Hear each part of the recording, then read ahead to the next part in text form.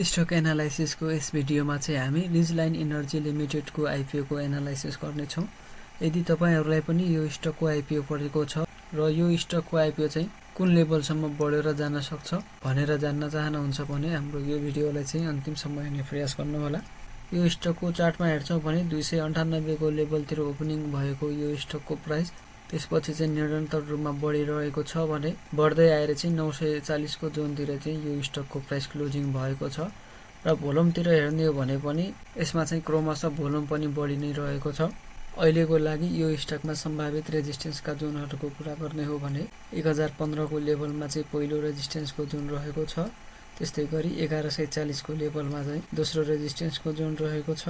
अहिले यो स्टकको प्राइसमा चाहिँ सेलिङ प्रेसर देखिएको छैन भने बाइङ प्रेसर नै रहेको छ, जसले गर्दा आगामी दिनमा यो स्टकले चाहिँ 1015 को यो रेजिस्टेन्सलाई चाहिँ ब्रेकआउट गरेर जान सक्छ। यदि प्राइसले चाहिँ यो 1015 को जोनलाई पनि अपर साइडतिर ब्रेकआउट गरेर जान्छ भने त्यसपछि यो स्टकको आइपिओ को नेक्स्ट टार्गेट भनेको चाहिँ 1140 को जोन रहनेछ।